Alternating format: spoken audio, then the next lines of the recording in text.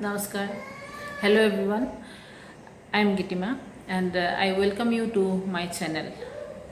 Today in this episode I am going to tell you something about intellectual disabilities.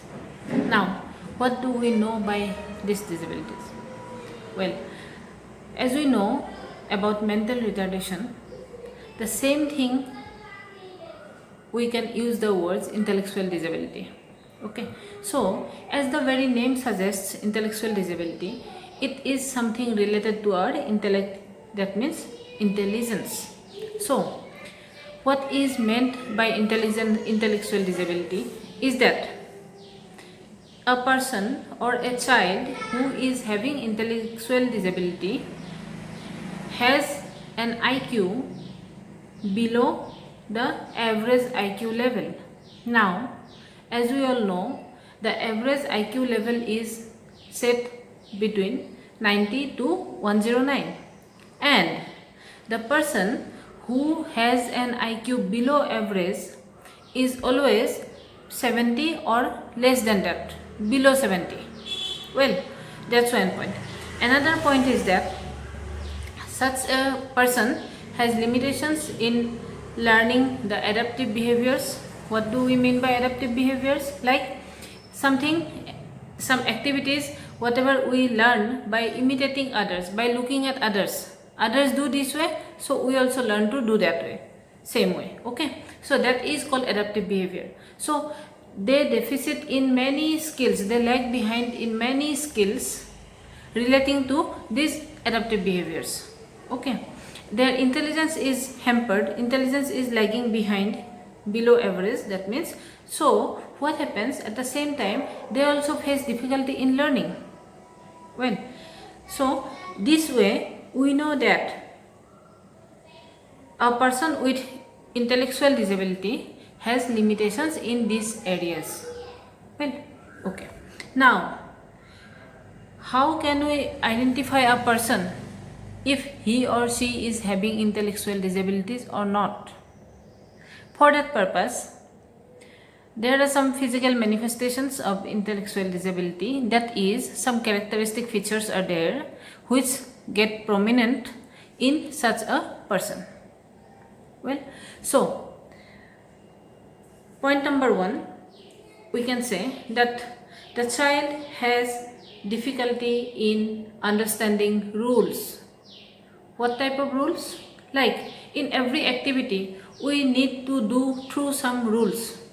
In playing a game also, if it is a very simple game played between children, then also that particular game has some rules, but such a child has difficulty in understanding that rule. Okay, again, some turn taking games are there among the children. Okay, some such games are there. So what happens there, that I have to wait for my turn, I need to wait for my turn.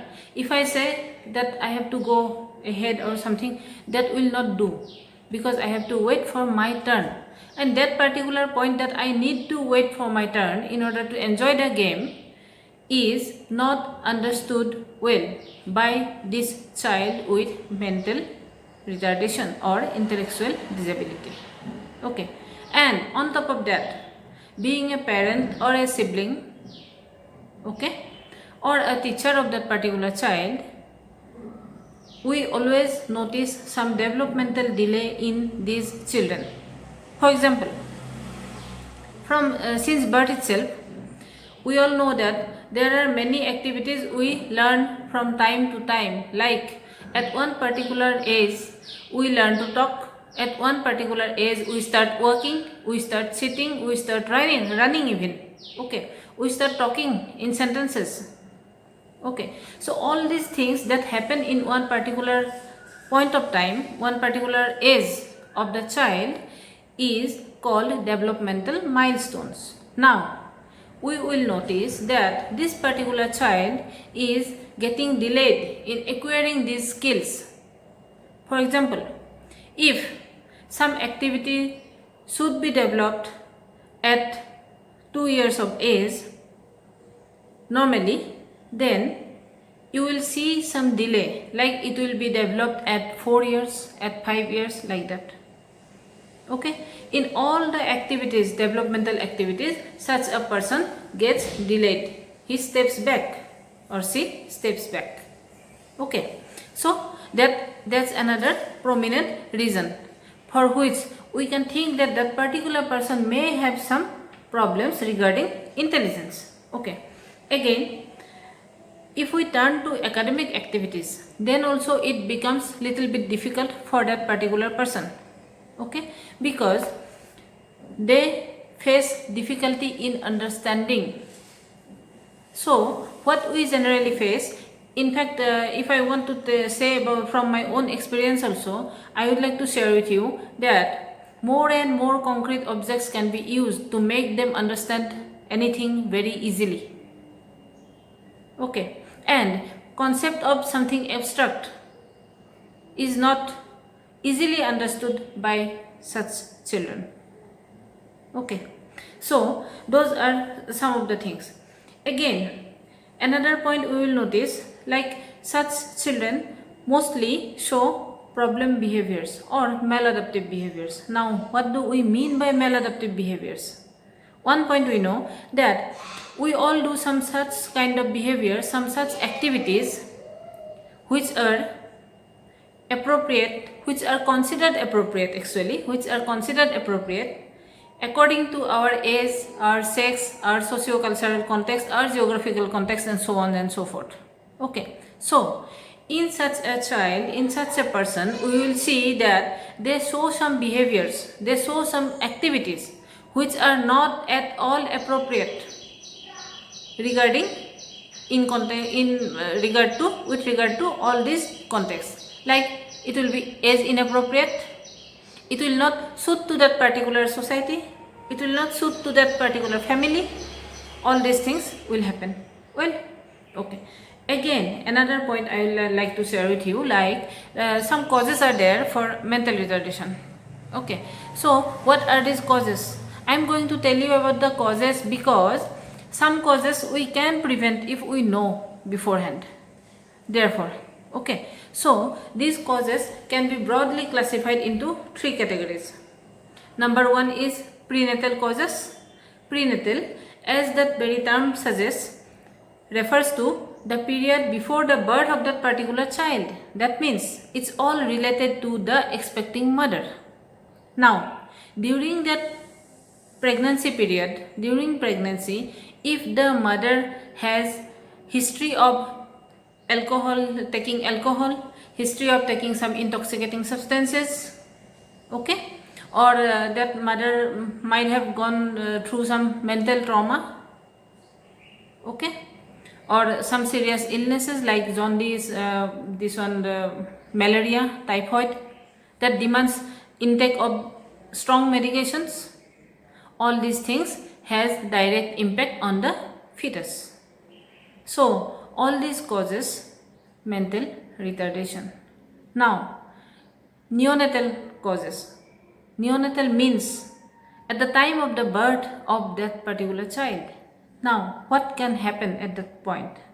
At that point, what happens? One condition is there, it's called like cord round neck. Well, so what happens? That umbilical cord gets round around the neck of that particular child, newborn, to be born. Okay, so what happens? That creates a little bit pressure at the child's neck.